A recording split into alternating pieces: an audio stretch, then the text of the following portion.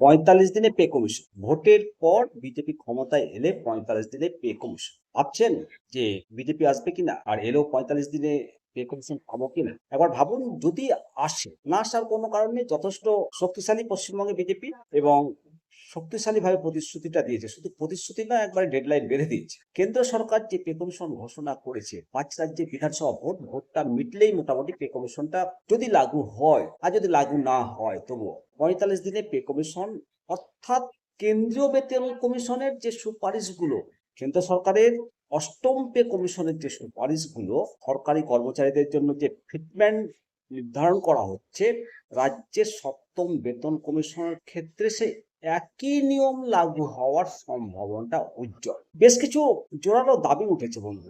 পরোক্ষভাবে আমরা রাজ্যের কর্মীরাও আর্থিক সুবিধা লাভ করব। ভোটে পরিবর্তন নাকি প্রত্যাবর্তন, সেটা তো সময় বলবে। তবে 45 দিনে পে কমিশন এটা যাতে সহায়ক হয়, আমরা যাতে পাই। ডবল ইঞ্জিন সরকার হলে অবশ্যই পাবো। যাই হোক, সরকার পরিবর্তন নাকি প্রত্যাবর্তন সে তো পরের কথা। তবে অষ্টম বেতন কমিশনের সুপারিশগুলো, যে দাবিগুলো উঠছে, যে দাবিগুলো কর্মচারী সংগঠনগুলো করছে, চলুন সেগুলো আলোচনা করি। তারপর পরিবর্তন নাকি প্রত্যাবর্তন ভাববেন। কমেন্ট সেকশনে অবশ্যই কমেন্ট করবেন। ইতিমধ্যে এআইটিসিইউ অষ্টম বেতন কমিশনের চেয়ারপারসনের কাছে 12 দফা গুরুত্বপূর্ণ দাবি পেশ করে। এই দাবিগুলোর মধ্যে প্রথম দাবি হলো ফিটমেন্ট ফ্যাক্টর অন্তত পক্ষে 3.0 করার দাবি জানানো হয়েছে। আরো গুরুত্বপূর্ণ দাবি হলো বার্ষিক ইনক্রিমেন্ট, সেটা 3% থেকে বাড়িয়ে 6% করার প্রস্তাব দেওয়া হয়েছে। আরো উল্লেখযোগ্য দাবি হলো যে পরিবারের যে পরিবার গণনার যে ভিত্তি, ফ্যামিলি ম্যাট্রিক্স, স্বামী স্ত্রী এবং 2 সন্তানকে নিয়ে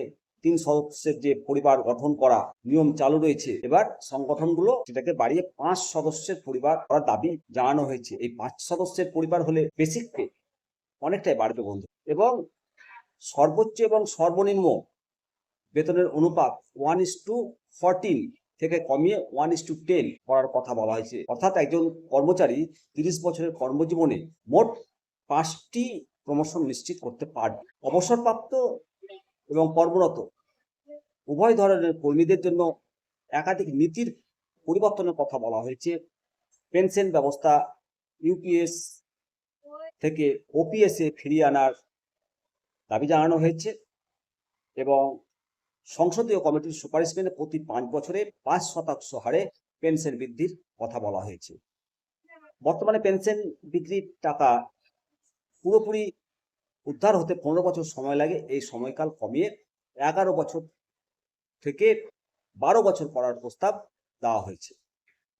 এবং বোনাসের ক্ষেত্রে 7,000 টাকা যে সীমা রয়েছে, সেটা বাড়িয়ে 18,000 টাকা বোনাস করতে হবে। এছাড়াও লিভ এনক্যাশমেন্ট, এটা 300 দিন থেকে 450 দিন করার কথা বলা হয়েছে। এছাড়াও সম্পূর্ণ ক্যাশলেস চিকিৎসা, মাসিক এবং পিতৃত্বকালীন ছুটির প্রস্তাব বৃদ্ধি করা হয়েছে। রেলেও এবং কেন্দ্রীয় সশস্ত্র পুলিশ, প্রতিরক্ষা বিভাগের আধা সামরিক কর্মীদের জন্য বিশেষ ঝুঁকির কথা মাথায় রেখে উচ্চ হারে ক্ষতিপূরণ চাওয়া হয়েছে। ডিউটি চলাকালীন কোনো কর্মীর মৃত্যু হলে 2 কোটি টাকা এবং বড় দুর্ঘটনার ক্ষেত্রে 1.5 কোটি টাকা ক্ষতিপূরণের দাবি জানানো হয়েছে। সেনাবাহিনীতে অগ্নিবীর নিয়োগ কথা বন্ধ করে স্থায়ী নিয়োগের পক্ষে সওয়াল করা হয়েছে। এছাড়াও কন্ট্রাকচুয়াল এবং আউটসোর্সিং এর মাধ্যমে নিয়োগ বন্ধ করে 15 লক্ষ শূন্য পদে স্থায়ী নিয়োগের দাবি করেছে এআইটিসিইউ। তাহলে বন্ধুরা, এই যে কেন্দ্রের যে অষ্টম বেতন কমিশন, কেন্দ্রের এই সুপারিশগুলো সরাসরি রাজ্যের কর্মীদেরকে প্রভাবিত করবে। সেজন্য 45 দিনে যে পে কমিশনের যে প্রতিশ্রুতি, সেই প্রতিশ্রুতিকে বাস্তবায়ন করতে গেলে পশ্চিমবঙ্গে 2026-এর যে বিধানসভার ভোট, সেটা অত্যন্ত গুরুত্বপূর্ণ। সেই ভোট, আপনার অমূল্য ভোট, আপনার উপরেই যে আপনি 45 দিনে পে কমিশন নেবেন, নাকি বছরের পর বছর, 1 বছর, 2 বছর, 3 বছর করে বাড়িয়ে তারপর আবার 6 মাস করে 2033-এ পে কমিশন নেবেন। এই 26-এর ভাবনা আপনার, চিন্তা। অবশ্যই কমেন্ট সেকশনে কমেন্ট করবেন। ভালো থাকবেন। জয় হিন্দ, জয় ভারত, বন্দে মাতরম, ভারত মাতা কি জয়।